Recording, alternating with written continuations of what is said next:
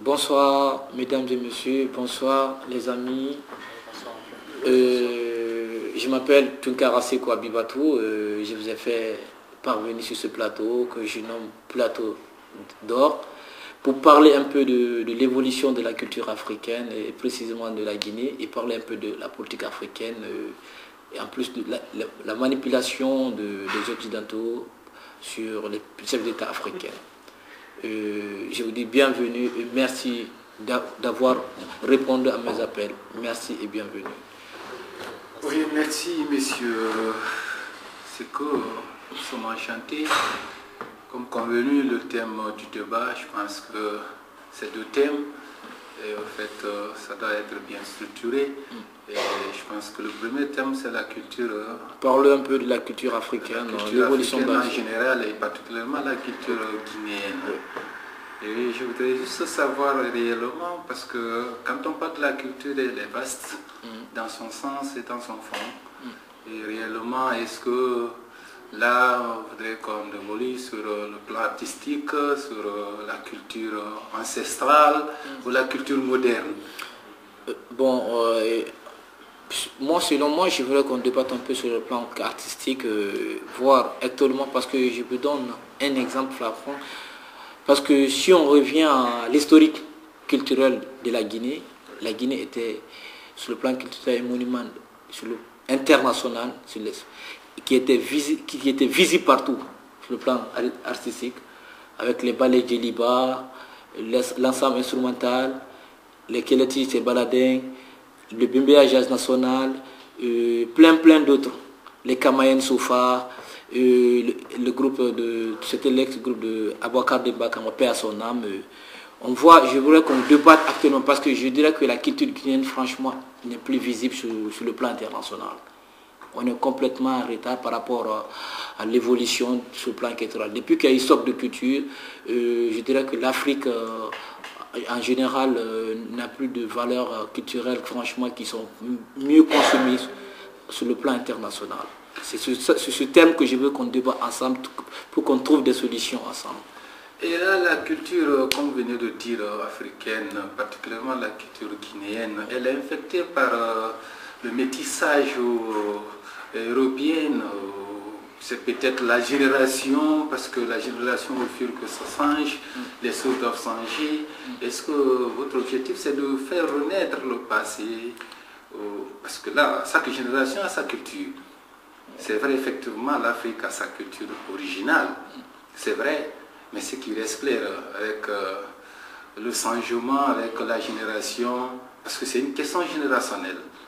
Et là, en fait, le petit Africain, petit Guinéen comme je suis, je veux réellement m'imiter à mon frère des États-Unis, à mon frère de Paris, à mon frère de la Belgique.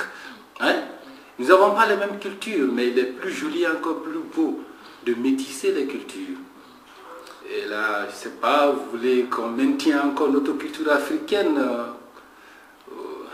Mais bon, je ne sais pas vous couper la parole, monsieur Sano, mais bon, pour moi, je dirais que revenir un peu au passé culturel, moi je dirais que franchement c'était mieux consumé au temps colonial, dans les années 60-80, que la culture africaine d'antiquité était mieux consumée. Aujourd'hui, comme vous parlez de choc de culture, moi je dis, je peux trouver aujourd'hui, vu comme ce que vous avez dit, que la culture est générationnelle.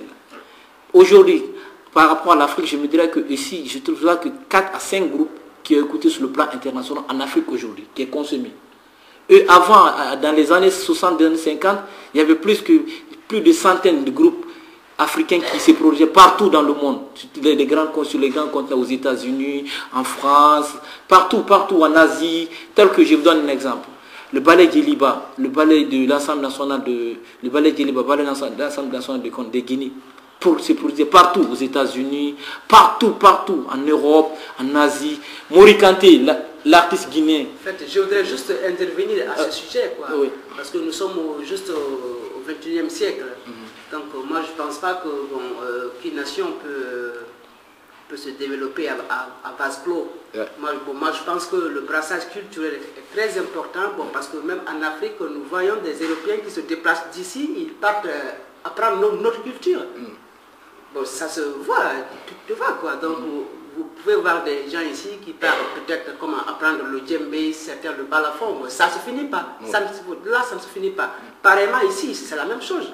Donc moi, je pense que il est bon de donner quand même un sens à sa culture, mais aussi donner un sens aux cultures des autres afin de pouvoir jumeler les cultures et puis voir ce que ça va donner, quoi. Ben, attends, c'est ça que je vous dis tout à l'heure. Je suis sûr et certain, je suis conscient et j'ai été au moins qu'il y a eu métissage culturel. C'est ça que vous êtes en train de parler tout à l'heure.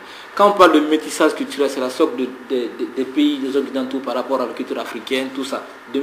Mais ce que moi je trouve aujourd'hui pour l'Afrique, je n'ai pas dit de bannir le métissage culturel, mais au fait de revenir un peu l'arrière. Parce que là, aujourd'hui, le métissage culturel n'a rien apporté, moi, selon moi. Selon moi, parce qu'aujourd'hui, nos artistes n'ont pas de retraite. Nos artistes qui sont présentement n'ont pas de retraite, n'ont pas de soutien financier quand ils sont malades. Ils ne sont pas soutenus. À quoi sert alors d'aller déterminer dans un truc? On parle de droits d'auteur. Les droits d'auteur, avant, ils étaient respectés dans les années 80. Mais aujourd'hui, il n'y en a pas de droits d'auteur. Monsieur Tounkara, chez nous. En fait, pour moi, là, vous partez loin, parce qu'aucun pays ne va pouvoir gérer nos affaires internes. Oui. Donc nous sommes... non, c'est pour cela. Non, s'il te plaît. Attends, bon. Je voudrais savoir, parce que là, oui, je comprends ce que vous voulez dire, voilà, mais c'est un peu dû à la politique de l'État.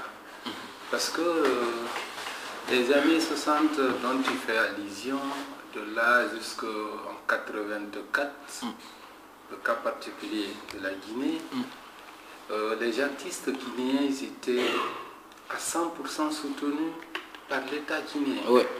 Et là, l'État guinéen qui sponsorisait les artistes, après le défunt du régime, après le régime, juste c'est le régime démocratique qui est arrivé, c'était un peu le capitalisme, un peu le libéralisme, c'est un peu ça, dans tous les domaines. Et là, les artistes, avant, comme je venais de dire, ils étaient soutenus par les États, les sorties, les spectacles organisés partout dans le monde étaient financés par l'État. Oui. Et la retraite était préparée aussi par l'État. Oui. Et un artiste analphabète qui faisait des bons spectacles, à la fin, s'il est pris en charge par l'État, même après sa période artistique, il se retrouve à la retraite avec une somme comme un fonctionnaire d'État. Mais par rapport à la politique actuelle, je sais réellement un artiste se prépare sa retraite parce que avant on n'avait pas connu les rap, on n'avait pas connu les hip-hop comme nous venons de dire, c'était un peu de choses passées. Mais actuellement, un artiste qui se produit, qui a son producteur à lui, il doit vivre de son produit. Et il a appelé faire bien son produit, faire un bon produit qui doit être consommable par le public. Et là, je pense que la politique actuelle, c'est la mondialisation. On n'a pas besoin que l'État prépare tout pour un artiste. J'en suis conscient réellement qu'on peut l'assister, on peut l'encadrer en tant qu'artiste, parce que d'une part, il fait la fierté de son État. Parce qu'un artiste, c'est comme un joueur. À un certain niveau, il vend l'image de son pays, c'est le drapeau qui est là. Et là, c'est juste la souveraineté de l'État. Il a droit aussi à sa part de souveraineté de l'État. Bon, M. Sanlo, moi je vais essayer de faire un feedback, parce que je comprends bien M. Tounkara, il parlait de la valeur de la culture africaine, donc à l'occurrence de la Guinée. Non? Donc ici, il voudrait juste, si je me fais comprendre, parce que là, les artistes, ils ont joué un rôle très important pendant la colonisation, parce que là, les artistes, ils faisaient passer le message. Donc eux, à l'époque, c'était à but non lucratif. Maintenant, contrairement à cette époque, tout artiste cherche à se faire d'argent. Donc ici, maintenant, il y a deux idéologies, quoi. Donc, voyant cet aspect, moi, je pense qu'il a parfaitement raison, parce que nous avons tendance à perdre notre culture au profit de la culture moderne, au fait qui n'apporte rien, disons, à l'Afrique. Donc, au fait, sur ce plan, moi je dirais que c'est un peu, je je ne dirais pas que ce n'est pas vrai ce que vous dites, mais l'avis, je ne le partage pas totalement. Parce que là, en Guinée actuellement, nous avons notre troupe artistique. Et ceux qui veulent réellement le métissage profitent de ça. Hein? Et ceux qui veulent réellement se ressourcer, je veux parler des faits passés, je pense que nous avons notre balafon qui existe encore, nous avons notre kora qui existe, nous avons notre gimbé qui existe encore en Afrique. Hein? Hein? La perquisition est là. Je pense qu'avec ça, ça évolue très bien. Et les jeunes artistes qui évoluent, qui métissent notre culture, méritent d'être encore soutenus, compensés. Bon, attends, monsieur Sano, moi je ne vais pas vous couper la parole, mais néanmoins je vais vous éclaircir quelques passages sur le plan culturel. Comme ce que je vous ai dit tout à l'heure, je dis que la Guinée actuellement on est en train de perdre nos valeurs culturelles sur le plan international. La Guinée était vraiment référence de l'Afrique sur le plan culturel des années 60-80 jusqu'à des années 80. Mais aujourd'hui, je vous dis que ces gens qui étaient là, qui nous représentaient sur le plan international, ces vieux-là, et je vous donne un exemple, Adja Kadi Jawara, 40 ans de carrière musicale. Elle, aujourd'hui, lorsque j'ai quitté la Guinée, je la voyais malade, mon frère. Il n'y avait pas de soutien. Elle avait demandé de l'aide. Elle n'a pas été soutenue. Et chaque fois, il y a des artistes guinéens qui sont capables de vendre l'image de la Guinée encore mieux qu'avant. Mais aujourd'hui, c'est qu'ils ont peur. Parce qu'ils ne sont pas soutenus, même quand ils tombent malades, qu'ils ont des problèmes, ils ne sont pas soutenus. C'est des artistes. Un artiste, c'est quoi? C'est un créateur. Ils n'ont pas le moins financier. Il faut les soutenir. Il y a les BDG qui sont là, droits d'auteur. Ils sont là pour ça. Mais écoutez, Monsieur Barry, attends. Est-ce que c'est pareil dans les autres pays aussi? Bon, parce que si, c'est pareil. C'est pareil. Les artistes, il y a des fonds. Il y a des fonds pour soutenir les artistes. Pas tous les artistes quand même. Si, ou bien tout chanteur est soutenu par... Écoute, il y a un statut qui est reconnu pour les artistes, effectivement. Il y a un statut qui est là. Le statut là, vous pouvez un peu... Le développer, non, je ne connais pas. Il peut, mais... Oui. Juste moi par rapport, pendant que j'ai la parole, j'ai du mal à parler de, je connais pas forcément aussi bien que vous la Guinée, mais d'une culture guinéenne. Je pense qu'il y en a beaucoup parce qu'il y a des générations. Il y a effectivement un choc des cultures, un choc des générations qui fait que la culture guinéenne doit se mettre au pluriel, c'est sûr, et doit être très riche et très variée. Et ce que j'ai pu observer dans d'autres pays, effectivement, d'Afrique de l'Ouest, c'est qu'il y a un certain rayonnement de la culture à l'intérieur du pays, mais il y a aussi beaucoup de consommation de culture des pays frontaliers, énormément, la Côte d'Ivoire, les séries ghanéennes et tout ça, donc c'est vrai que les cultures africaines font qu'il y a encore un rayonnement en Afrique, et je ne vois pas forcément l'intérêt de commencer à s'exporter, et de déjà, s'il y a une production et une consommation à l'intérieur de l'Afrique, elle est déjà autosatisfaisante et autosuffisante. Courir au rayonnement international, c'est déjà un objectif qui appartient à une globalisation, qui appartient... Moi, je pense qu'on est déjà dans une démarche d'un bien-être de tous les jours, où la culture doit être aussi accessible à la population. Moi, j'avais envie aussi au lieu de parler toujours du côté des artistes, mais du côté aussi des personnes dans leur quotidien. Est-ce que effectivement, il y a peut-être une demande de plus en plus pour le théâtre, d'aller rigoler un peu quand on voit ce qui se passe à la télévision, et dans un journal télévisé, on a peut-être envie d'éteindre la télé et d'aller voir un spectacle de danse. Et je ne sais pas, alors, est-ce qu'aujourd'hui, la culture est accessible? Existe et est accessible pour les Guinéens. Oui, parce que comme ce que vous venez juste de dire, je vous donne un exemple du ballet africain. Les ballets africains, c'était des artistes, en plus des gens qui jouaient de la théâtre. Ils faisaient des comédies, tout. C'était un troupe complet. Les Guinéens, on était, franchement, les ballets africains, les ballets d'Ili, c'était des troupes artistiques complets. En fait, ils pouvaient jouer des théâtres, du même temps des trucs, des danses chorégraphiques, tout ça, c'était vraiment des gens, en fait. Mais aujourd'hui, je vous dis qu'en Guinée, les consommations guinéennes, c'est limite.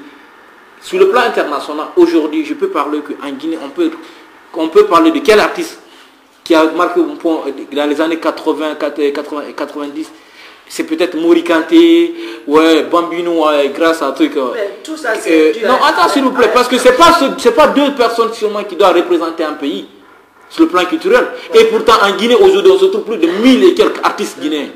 1000, attends, j'en viens. Parce que ce que je vous dis, j'en viens.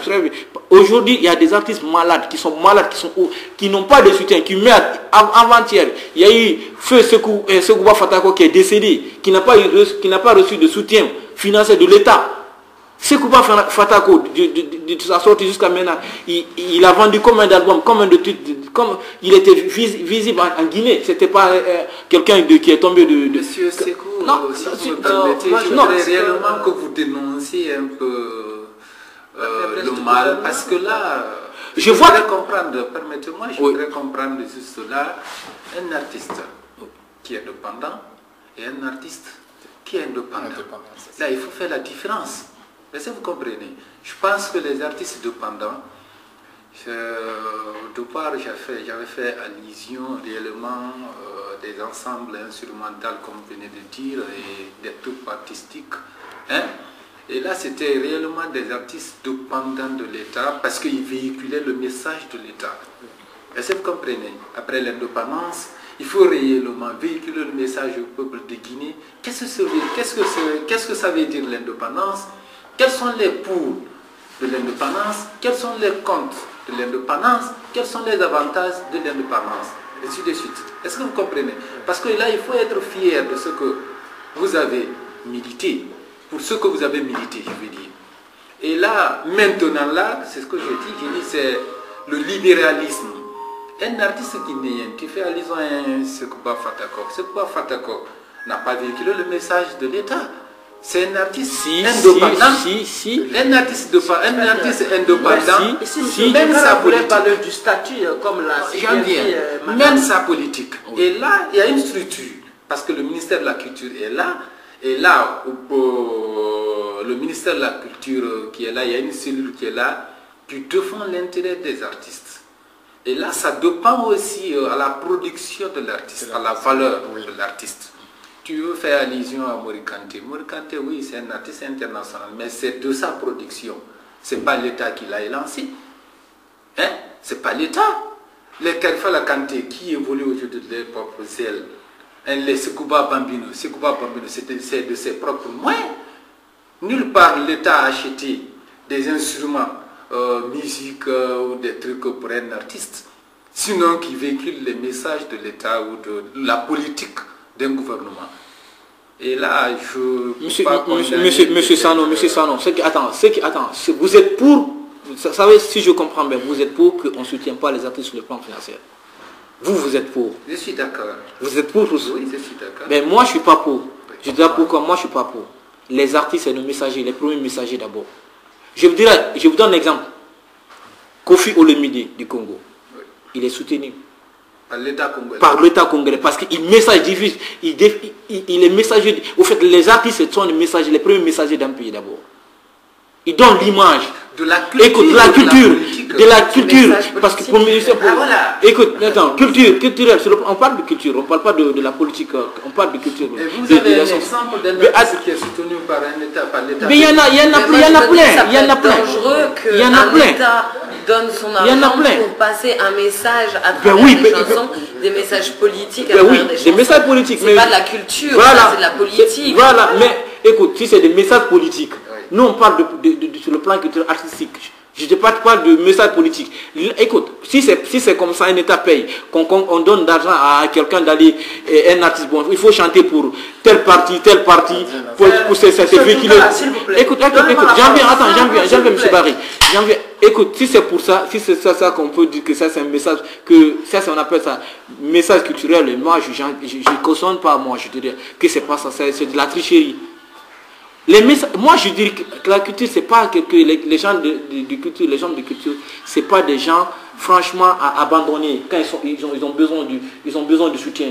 Mais vous comprenez bien que la liberté d'expression pour un artiste à partir du moment où il est financé par l'État est complètement mis en danger, surtout dans des politiques dans les pays comme la Guinée. Même en France, je pense qu'on n'oserait pas.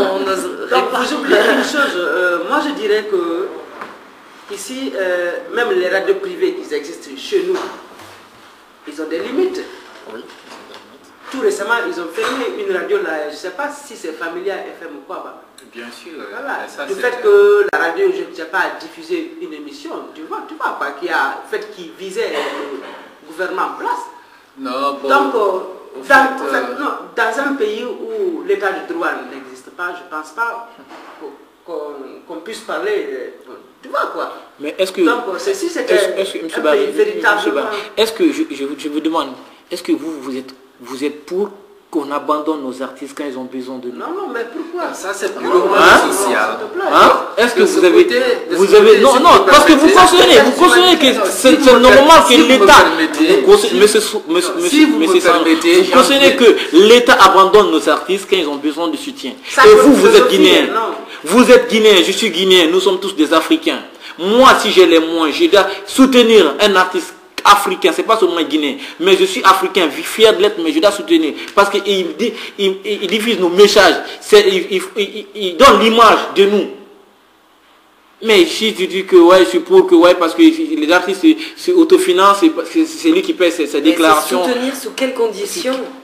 Si c'est de diffuser le message, d'avoir des paroles qui sont surveillées par l'État, à partir de là, non. Ça ce n'est pas la culture. Hein. Si c'est un soutien libre et sans aucune condition, une protection du statut de l'artiste, on ne peut pas être contre ça. Non, mais attends, si un artiste qui chante pour unir un peuple, qui fait des chansons pour unir un peuple, et non diviser des gens, est-ce que cet artiste, même il n'a pas été, il s'est autofinancé, est-ce que l'État doit l'abandonner? Est-ce que vous, les Guinéens, vous devez l'abandonner? C'est normal, vous trouvez ça normal? Bon, au fait, monsieur, c'est que je... C'est là où se trouve la question. C'est là où se trouve la question. C'est là. Pour qu'il y ait une compréhension de ce que je veux dire. Ici, je pense que le social, réellement, veut réellement qu'un géant, c'est-à-dire un artiste, mérite d'être soutenu. Est-ce que vous comprenez? Et là, ça, c'est une politique interne d'un État ou d'un gouvernement. Est-ce que vous comprenez? Mais c'est tout comme un mécanicien qui a opté pour la mécanique. C'est son métier. Il vit de ça. Et si réellement il a dû faire des œuvres qui élance l'image de son pays, c'est à la politique de gouvernement de voir, oui, il a été une figure de notre nation, il a été une figure de notre Guinée. Là, il faut revenir à ce monsieur Sano, je donne un exemple. Fodé Konté, il n'a pas été une figure de la musique guinéenne. Fodé Konté, oui. Le feu Fodé Konté. Il a été, mais Fodé Konté est mort, franchement, misérablement.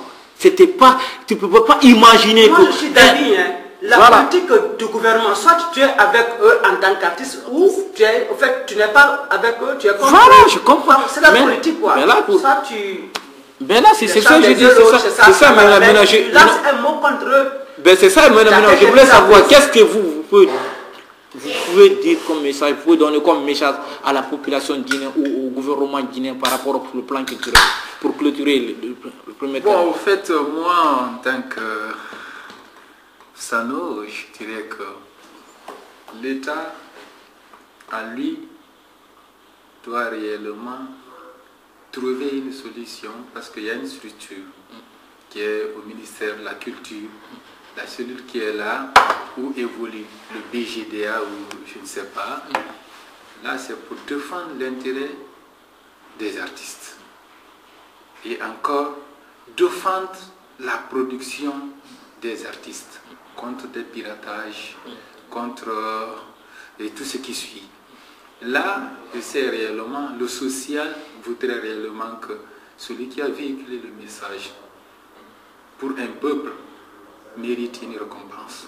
J'en suis sûr et je partage l'avis avec toi.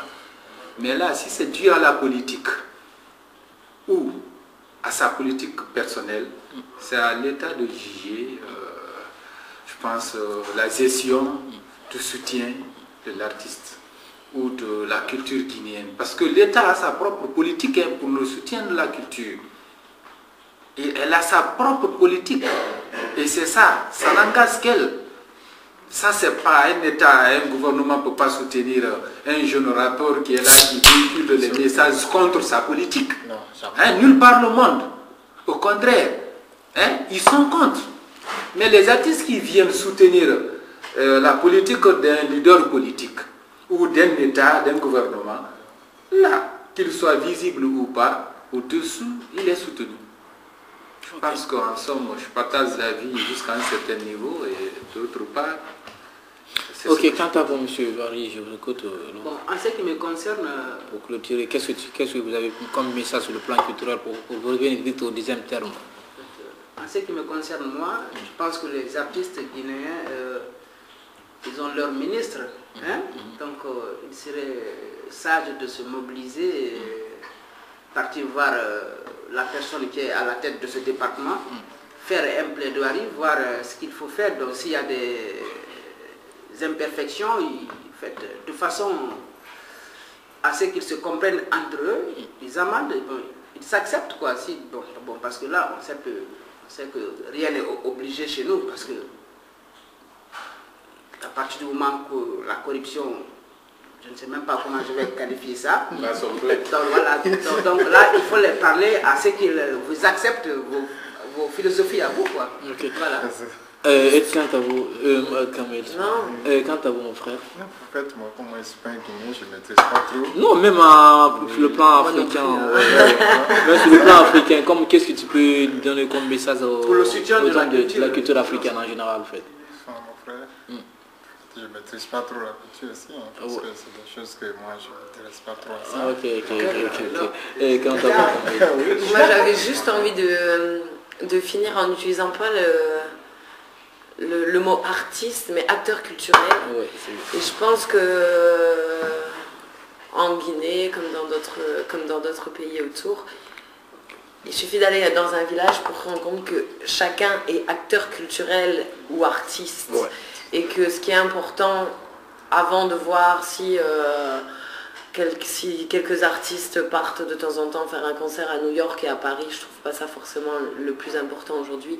C'est que dans les villages, dans les villes, on continue à transmettre cette culture autour des cérémonies, autour de tout ce qui est du rituel, et que la culture serve au vivre ensemble, au bien-être social, et que la richesse culturelle est là avant de se passer dans les postes de télévision occidentaux. Voilà. Au fait, je vous dis, mais moi je vous dis que la culture, en fait, c'est une autre base de développement d'un pays.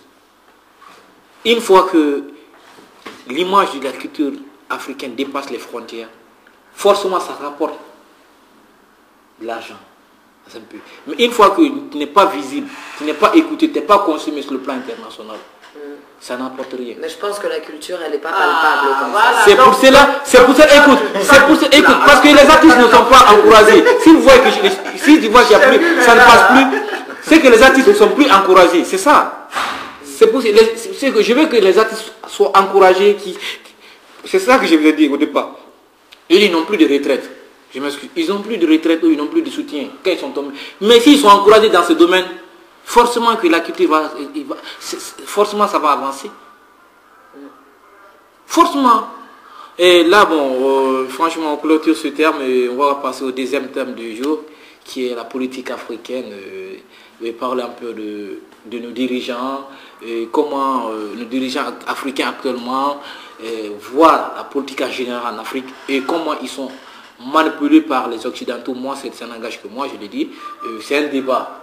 Ah oui, un débat ouvert, c'est pour la démocratie. Quelqu'un est libre de dire son option. Ce soir, je vais beaucoup bavarder avec mon confrère M. Sano, qui est homme politique aussi. Et M. Sano, moi, je voudrais juste avoir un peu d'explication par rapport à votre vision, par rapport à la culture africaine en général. Que ce soit sur la Côte d'Ivoire, la Guinée, le Congo, le Sénégal, partout en Afrique. Monsieur Boussano. Bon, au fait que je remercie messieurs, c'est cool. Je voudrais juste te dire aussi que je ne suis pas professionnel de politique, je suis qu'un amateur politique. Et parce que la politique, je dirais bien que c'est inconsommable pour moi. Et là, si je suis aujourd'hui là, c'est les méfaits de la politique. Et j'en suis fier. Parce que là, c'est quelque chose que j'ai embrassé. Et tout ce qui m'arrive dedans, je suis fier de le dénoncer, le dire et subir les conséquences. Voilà. Et comme tu viens de dire, la politique africaine, elle est vaste et très large. Le cas particulier guinéen, comme tu sais, la Guinée vient de sortir d'une période très risquée. Et là, la période passée vaut mieux pour d'autres que la période actuelle. Et moi, je dirais que la démocratie dont nous avons tant réclamé est aujourd'hui en Guinée, mais sous autre forme. Oui. Et la nouvelle forme, elle est là. C'est aux pionniers politiques de dénoncer les réalités. Parce que ce qui reste clair, pas mal de Guinéens qui ont payé le prix pour la démocratie dont nous vivons aujourd'hui. Ouais. Il y a plein de Guinéens de 2005 jusqu'à nos jours. Ouais. Il y a eu plein de mouvements politiques, plein de réclamations, des grèves, des syndicats, des travailleurs, par-ci par-là, des hommes politiques, ainsi de suite. Et là, c'est ce qui nous a arrivé à ce stade. Là, si nous avons tant réclamé la politique, celle que nous avons doit être la vraie politique, doit être la vraie démocratie. Mais je ne vois pas réellement que ce soit le visage de la vraie démocratie. Monsieur Baldé-Barry, qu'est-ce que vous pouvez nous expliquer en bref par rapport à ça, la politique africaine ou de la Guinée ou de la Côte d'Ivoire? Parlant de la politique africaine, je ne vais pas me permettre à naviguer trop, mais j'aimerais bien toucher du doigt de la politique guinéenne. Parce que je suis là comme réfugié politique en Belgique, et ça c'est dû grâce à mon appartenance politique dans mon pays. Oui. Donc là, j'ai été victime je ne sais même pas, à plusieurs reprises, voilà. C'est ça, de violence. Donc, bon, j'ai fui mon pays, parce que ma tête est mise à prise. J'ai été enfermé 2 fois, incarcéré dans des conditions inhumaines. Donc, quand on parle un peu de la politique guinéenne, ça me met à l'aise. Pourquoi? Parce que là, les faits qui m'ont poussé à quitter mon pays, et quand je me mets à parler de ça tout de suite, ça me fait revenir des passés que j'ai subis. Des mauvais souvenirs. Voilà, donc moi je pense que on n'a pas encore décollé, il nous reste beaucoup à faire, mais comme nous sommes là, nous la jeunesse, il y a de l'espoir, nous devons au fait relever le défi de notre pays. Avec la nouvelle génération, je pense qu'il y a beaucoup d'espoir. Donc nous devons juste se donner les mains, faire des formations relatives à ça, afin de pouvoir sauver notre pays. Voilà. Moi, comme ce que vous venez de dire là, vous avez bien expliqué, c'est juste un résumé que vous avez dit. Ben, moi, ce que je peux encore avancer, parce que je veux parler de la Guinée et seul de pays. Mais comme on vient de rentrer d'une élection présidentielle le 7 novembre dernier, parce que parlons-nous un peu au fait des mouvements de tension que vous avez pu retenir pendant ces élections, s'ils étaient positifs ou négatifs. Et qu'est-ce que l'élection présidentielle a rapporté un peu à la Guinée, la démocratie que tous les Guinéens ont tant demandé pendant des années, a rapporté un peu à la Guinée, si c'est sur le plan positif ou sur le plan négatif. Et si toujours il y a un changement ou il n'y a pas un changement, M. Sanou? Au fait, je ne serais pas le seul à dénoncer, mais de ma façon de comprendre, je pense qu'il y a eu un changement. Parce que là, un État qui est dans les mains de l'armée ne doit pas rêver à une démocratie. Hein? Il ne doit pas rêver à une démocratie. Vous trouvez que c'est la démocratie actuellement en Guinée? Là, actuellement, je pense qu'il y a un petit pas. Il y a un petit pas, parce que là, le président qui est là, malgré, je ne veux pas faire allusion à la, parce que c'est trop large, à la façon dont le pouvoir a été obtenu, comment les élections se sont déroulées, et puis, parce que c'est un long chemin. Mais ce qui reste clair, nous avons tous avoué que le président qui est là, il est venu à partir d'une élection démocratique, avouée par les partis politiques. Et là, qu'il plaise ou pas, il est un président qui est venu au pouvoir de façon démocratique. De sa politique, c'est-à-dire, je veux dire, sa politique de gestion, elle est interne à lui.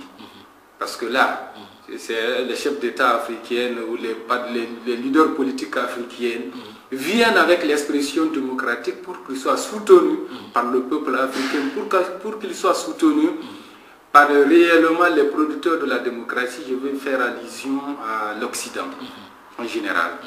Et là, c'est la grande porte d'accès.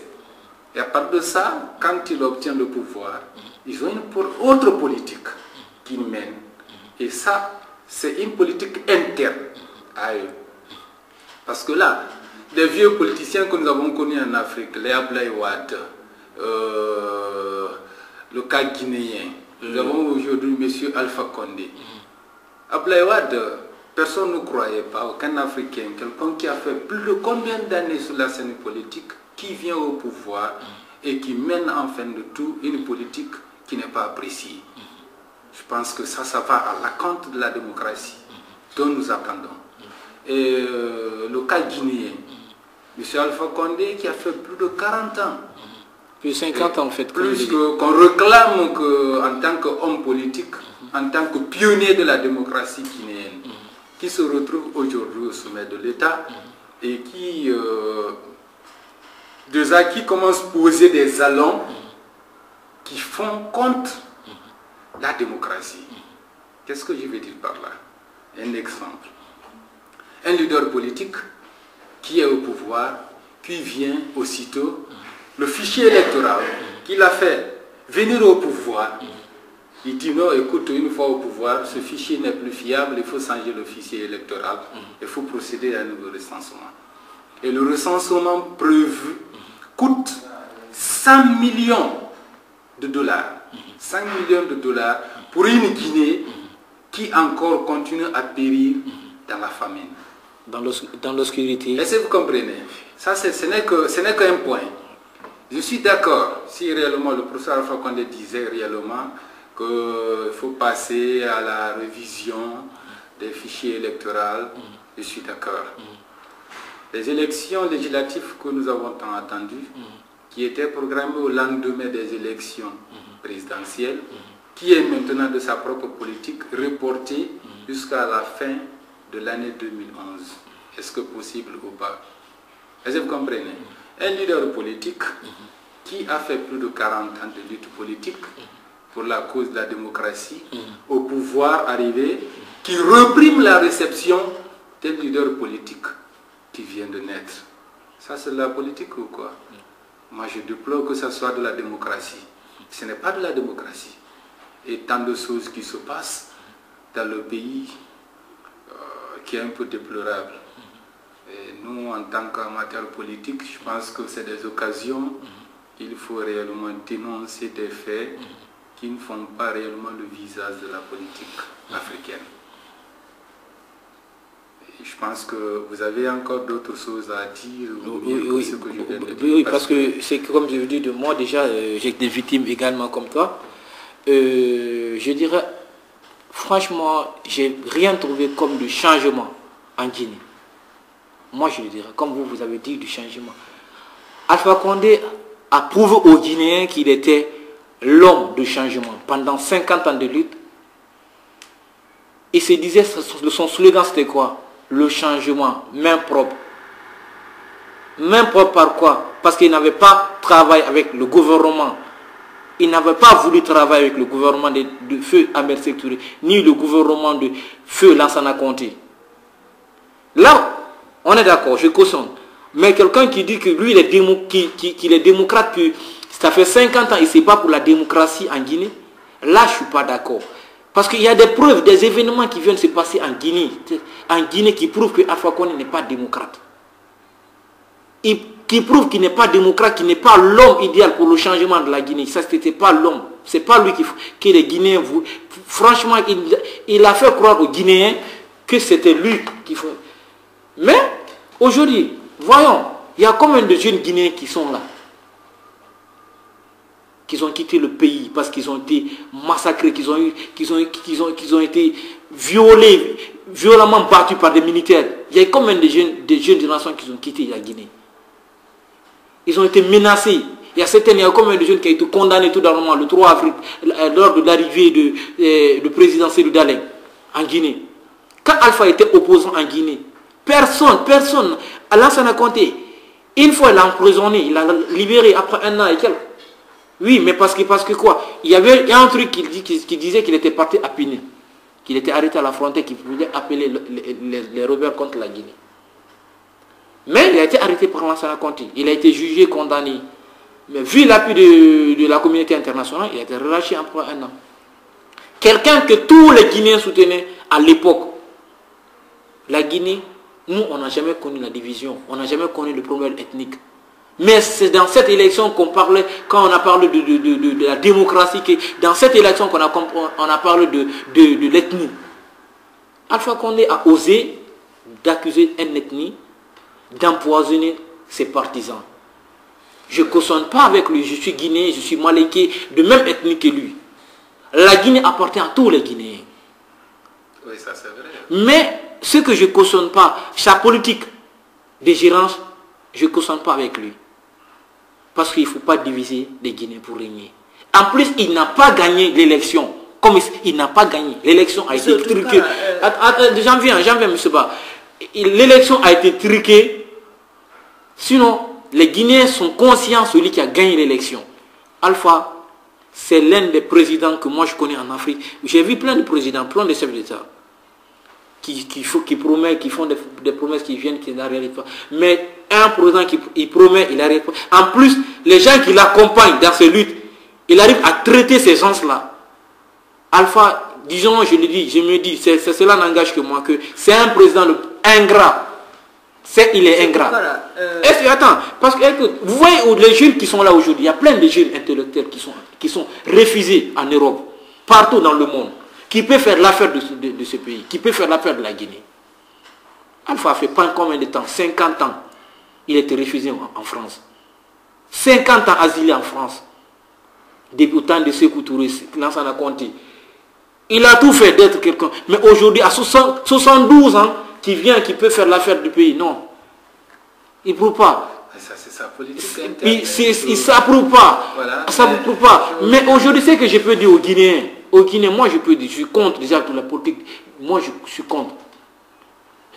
Je suis contre déjà pour la politique de plein d'artistes et de plein de chefs d'État africains.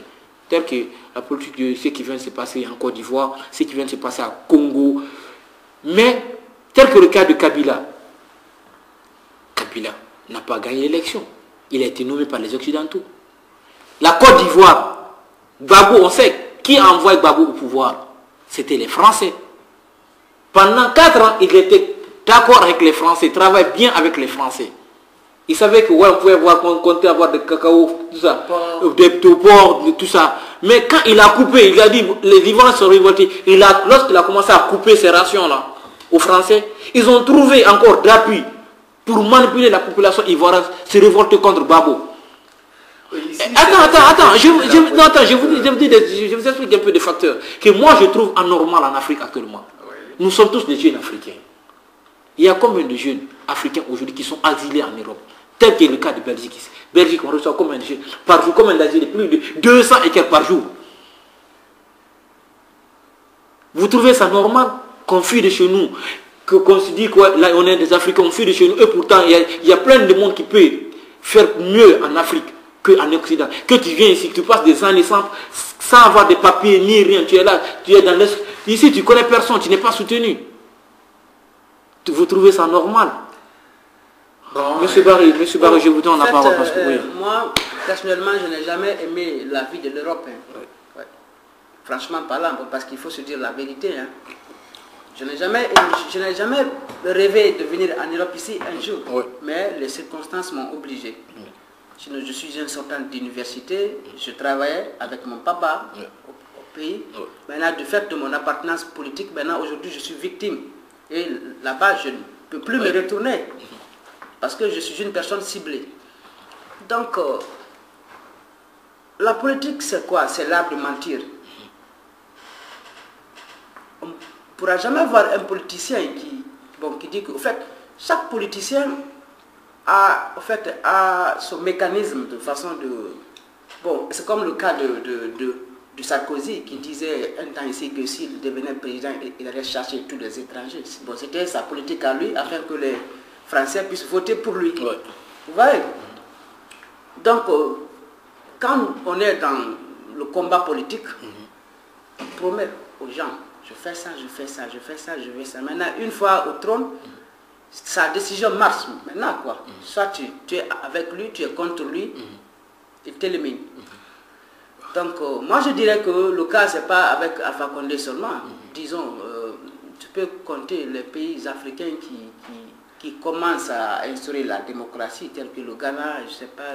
et le Mali. Et le Mali. Bon, ici... Tu vois, donc, la démocratie, je pense pas que nous sommes prêts pour ça. Quand même, on force, mais peut-être... quelques temps après, ça va... Pas un système adéquat non plus. Hein. Voilà. Peut-être faire comment dire, un système à la sauce guinéenne et pas forcément se laisser dicter comme ça a été tout un temps par un système de modèle qui se situerait effectivement un peu plus au nord et qui n'est pas forcément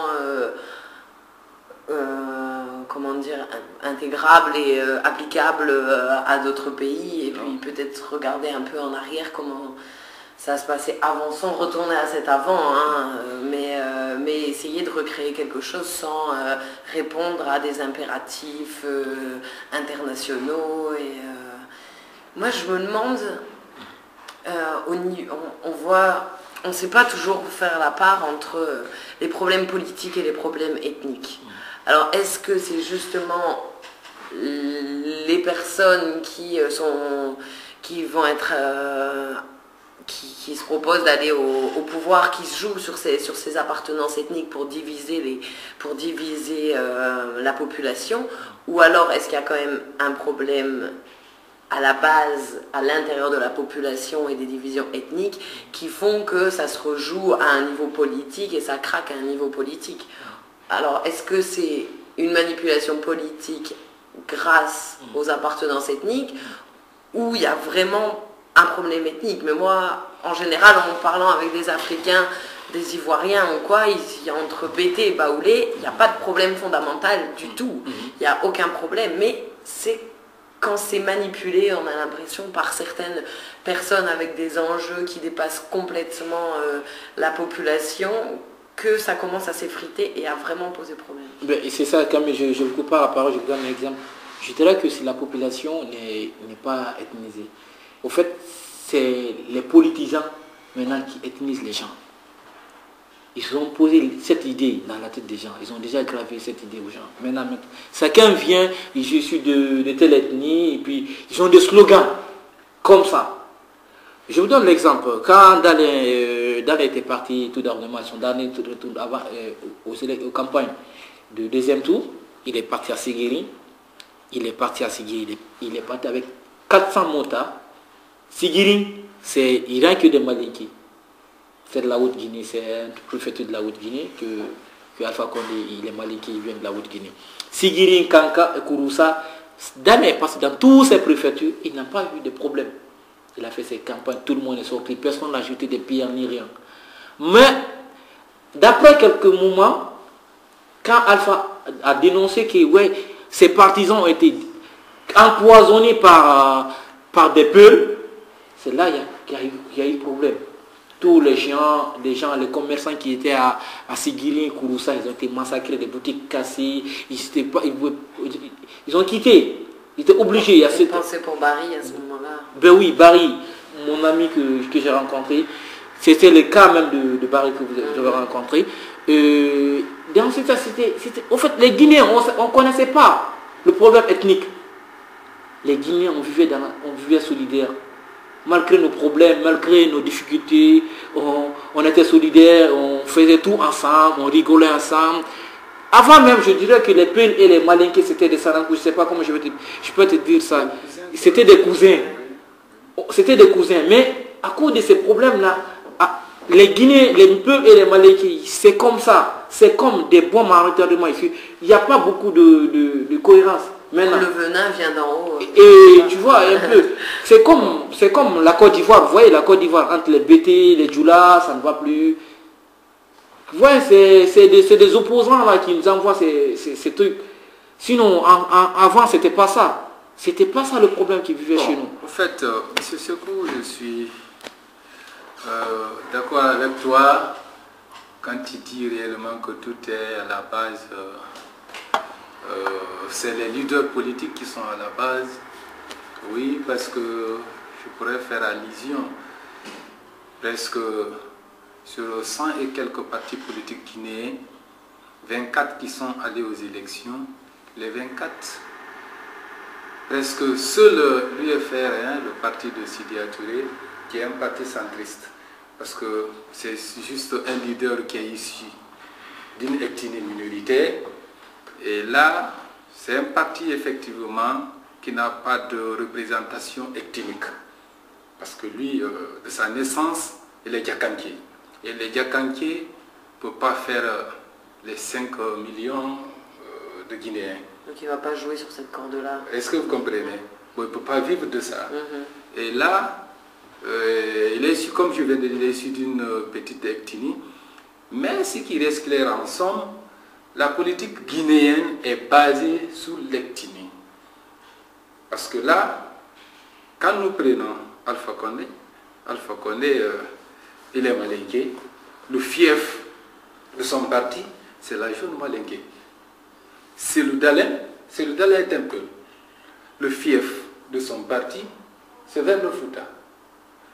Un Papa Kourouma. Papa Kourouma, c'est un guerrier, un forestier. Le fief de son parti, c'est la forêt. Et quand nous prenons ici les Abbé Sila, Kassouri, Fofana, les Sila Patrona, c'est des Soussous. Et le fief de leur parti, c'est vers la Basse-Côte.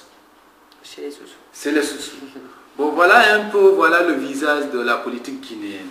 Et là, je voudrais dire, comme il venait de dire que de part, il y avait une solidarité entre les ethnies guinéennes, c'est vrai effectivement, avec la politique, moi je dirais que c'est la mauvaise politique. C'est la mauvaise politique, parce que ce n'est pas le cas qui s'est passé au Mali. Et j'en viens sur la définition de la politique que mon frère vient de donner, que c'est l'art de mentir. Là, moi, en tant que passionné politique, je dirais non, ce n'est pas l'art de mentir, mais plutôt la gestion de la cité.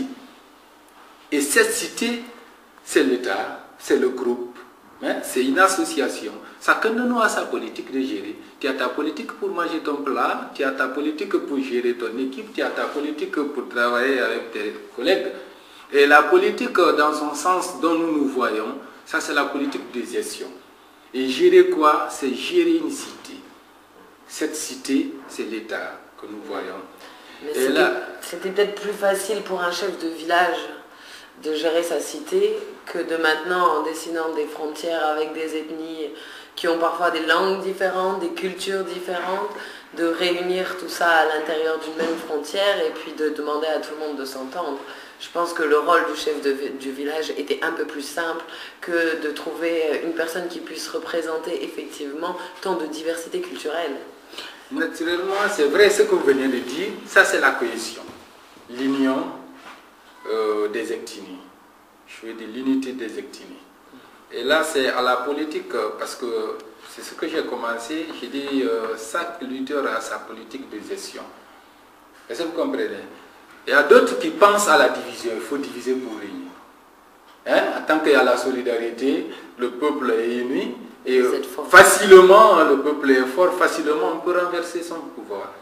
Et si réellement il y a l'insolidarité, il y a le manque d'union au sein des ethnies, et là, il mène sa politique à bonne échéance. Voyez-vous? C'est un peu ça. Le cas particulier guinéen actuellement, je pense que la voie de la démocratie n'est pas tout à fait atteinte. N'est pas tout à fait atteint parce que nous venons vers une élection législative que je jugerais un peu plus gauche, parce que là, moi, en tant que plus tensionné aussi, parce qu'il y a des tensions là déjà. Oui, effectivement, mais moi, je dirais un peu plus que ce qui est plus marrant que moi, en tant que Guinéen d'origine, si réellement un politique vient me dire, écoute, les Guinéens qui sont en dehors de la Guinée n'ont plus droit aux urnes. C'est que d'un côté, je me vois un peu écarté du principe de mon pays. Hein? Cela veut dire que je ne dois plus participer à la politique de mon pays. Parce que la politique d'un pays, c'est réellement comment participer, comment se faire participer. Est-ce que vous voulez comprendre? Et là, en ce moment, je ne peux pas comprendre, parce que si je n'ai pas droit aux urnes, cela veut dire que je ne dois plus me réclamer guinéen. Je ne peux plus m'exprimer. Aujourd'hui, c'est un peu ça qui vous reste.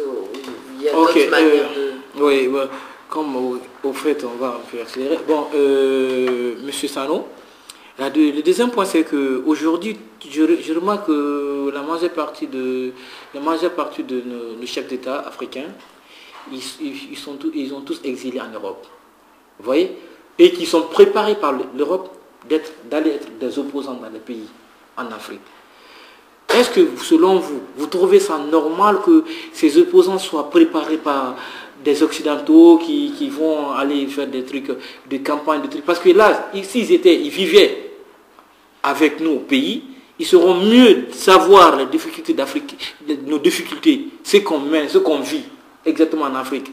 Parce que quelqu'un qui n'a jamais vécu en Afrique, qui dit que ouais, je vais être chef d'État demain en Afrique, vous ne trouvez pas pour ça un peu gauche, M. Sanon? En fait, dans ce cadre, moi je dirais que c'est un peu lié à la culture ou à l'éducation.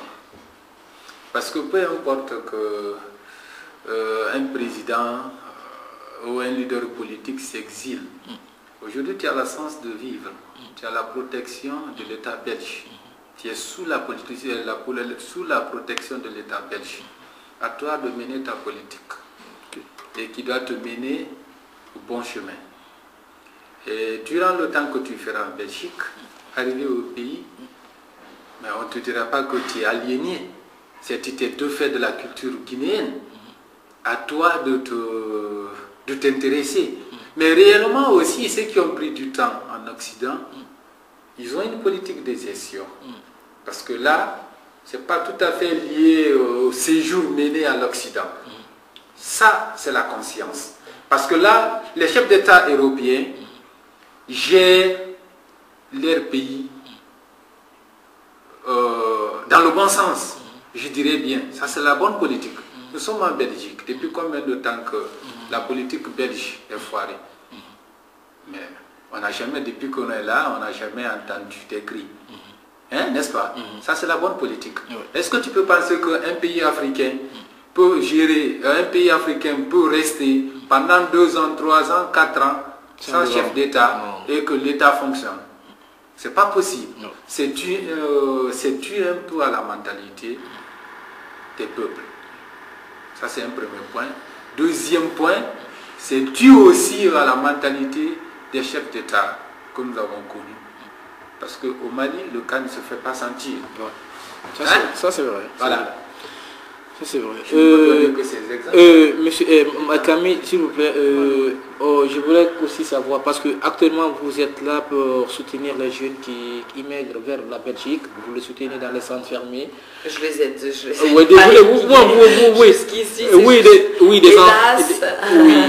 Des jeunes qui viennent de l'Afrique, qui sont en difficulté partout de la Moyen-Orient, tout ça.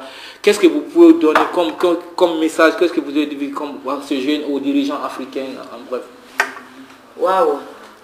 Non, moi je ne vais pas commencer à lancer un message politique africain. Oui. Peut-être juste parler de ma position à moi, même si je ne suis pas belge, mais de demander un peu de compréhension et de dignité pour les personnes qui sont victimes de l'exil, qui sont victimes de leur politique dans leur pays. Et voilà, moi je demanderais juste que on puisse aujourd'hui accueillir ces personnes de manière décente, leur permettre ici de vivre convenablement et puis de travailler avec eux au lien avec le pays pour que, Inch'Allah, un jour, vous puissiez aussi revenir chez vous, penser, parler et développer le pays. Monsieur Barry, je me tourne vers vous. Quel est le mot de la fin? Qu'est-ce que tu peux dire pour tes frères africains qui t'écoutent ce soir, ou ceux de la Guinée? En fait, moi, mon dernier mot serait de se reconstituer en bloc. De ne pas accepter, comment dirais-je, les manipulations des leaders. En fait, nous avons tous une vision. C'est pour que le continent africain aille de l'avant. C'est le souhait de tout un Africain aujourd'hui. Donc moi je pense qu'il ne s'agirait pas de partir en guerre, de partir en conflit, de partir en grève, de se tuer. Ça ne donne à rien en fait. Donc après ça, on porte un président au pouvoir et puis lui aussi il va faire le pire que l'autre avait fait. Donc nous devons prendre conscience et puis pour améliorer les choses faites quoi. Ça serait mon mot de la fin. Ok, bon, mesdames et messieurs, je vous... monsieur Sano, qu'est-ce que vous pouvez... Bon, pour clôturer, qu'est-ce que le mot de la fin, s'il vous plaît, monsieur Sano? Bon, je remercie l'organisateur du présent plateau et aussi je remercie l'État belge. Parce que là, franchement, je pense que ça...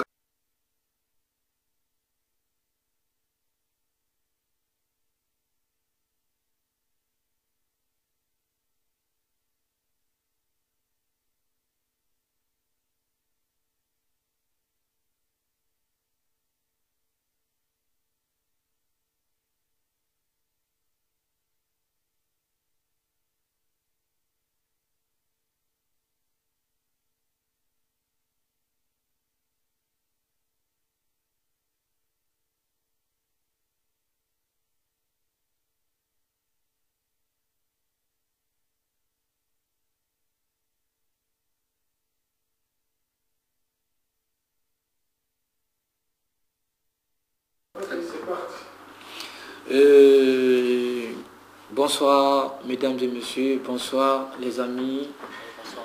Je m'appelle Tunkara Seko Abibatou, je vous ai fait parvenir sur ce plateau que je nomme plateau d'or pour parler un peu de l'évolution